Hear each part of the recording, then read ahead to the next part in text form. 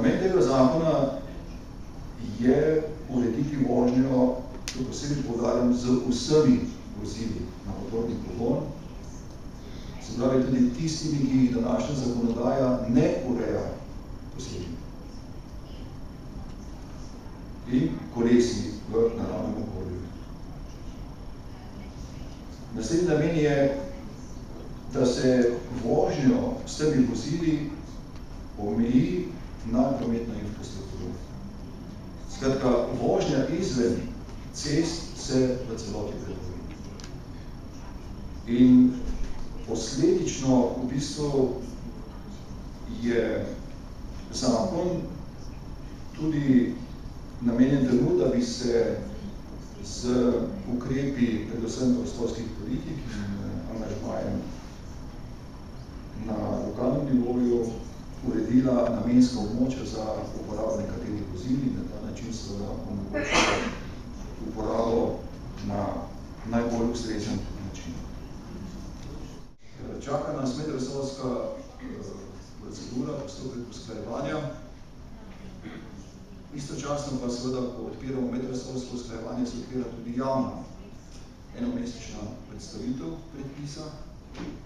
V tem procesu imamo zato oblikovano posebno delovno skupino, ki je sestavljena iz precejšnjega števila tudi nevladnih organizacij, državnih inštitucij in seveda v okviru te razprave bo ta delovna skupina ta zakon tudi verjetno nekajkrat obravnavamo.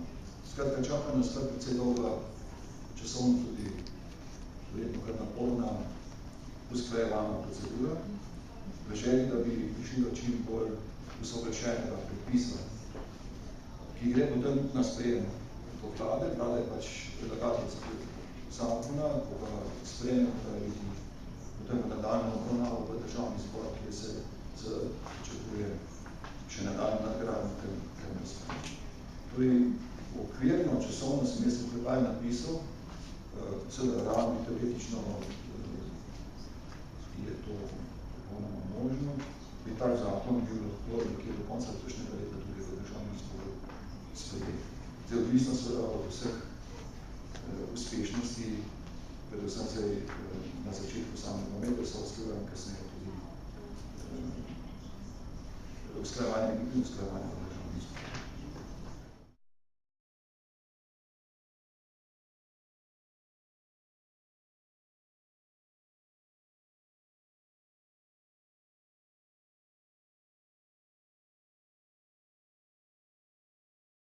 Hvala za vprašanje. Zdaj, najprej bi mogoče za pojasnilo dve stvari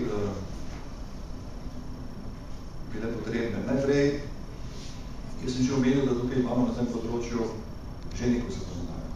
Zakonodajo, ki ureja gorsko povezanje skozi zakon o planinskih poteh in posebej še zakon o gozdovih, ki ima specifične rešitve za gozdni prostor. V tem zakonu, za razliko od sedaj veljavne uredbe, kolesarstvo precej manj omejeno. Pridobili smo se nekatere študije, skratka gre za dejstva, ki so v tem času v zadnjih 10 let, če tako rečem, pokazali, da je kolesarstvo v bistvu treba na določen način usmerjati, da bo ljudje razmišljati. In zakonodaja na tem področju točno sešteto ta zakon, tudi že omenjeni, to počenje. Danes je možno že na podlagi tega v gorskem kolesarjenju dobiti, umestiti v prostor določene poti, po kateri se lahko kolesari. To zakon o planinskih poteh omogoča. In zdaj, seveda, ali je to neka zelo huda administracijska ovira ali ne, težko rečem. Jaz mislim, da gre predvsem za na eni strani vprašanje države, ki je tukaj v svojstvu ministrstva za šolstvo pristojno, da nekatere zadeve tudi v tej smeri predlaga in seveda potem določena predvsem prostorska zakonodaja, ki te zadeve potem investira v prostor. Tako da po tej strani se mi zdi, da zakonodaja, ki je dovolj odprta in široka, da se te stvari lahko naredijo na moder način. In v Sloveniji sem prepričan, tudi to, kar je verjetno gospod Begoš predstavil, obstajajo območja, kjer bi se te stvari lahko na primer način naredili. Ti interesi potem sploščeni. Drugo pa je potem vprašanje poligonov, to pomeni specialnih, urejenih območij za to vrstno dejavnost. Nekaj teh v Sloveniji že deluje, vse zadnji slučajno ve. Da pa se jih seveda na podlagi te zakonodaje tudi urejati naprej. To je že zakonodaja, ki to še enkrat ponavljam omogoča in je treba seveda na organiziran način k temu pristopati, zato ker seveda taka urejena v prostoru postavljena vrsta objektov terja nek seveda A in končni Ž, da stvar lahko pride do končnega učinka. Pripričan sem seveda, da se to da, da ni ne vem, kakšna velika ovira obvladati ta proces. Je pa res, da je pri nas veliko krat najlažje kar tako, nekaj počenja.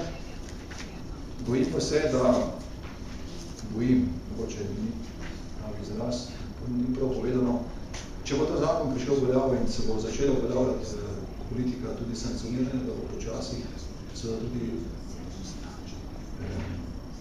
to vrstna svoboda, navednica, predstavlja počasi malo bolj omenjeno.